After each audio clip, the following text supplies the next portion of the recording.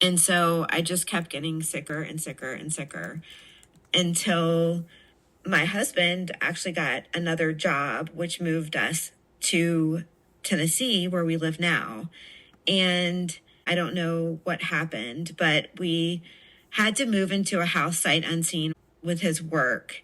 And when we moved in, everything in my body was like, something is really, really wrong here. It was like at the cellular level where it was like almost a feeling of like doom and gloom. And the house smelled really musty.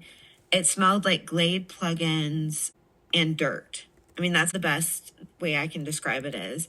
And so I thought, why don't we just have the ducts cleaned? Like maybe getting the ducts cleaned will just air out the house and make everything better. So I sent my two kids off with a friend and met the duct cleaning people at the house. And the woman walked up into our attic to start assessing the job so she could give us an estimate.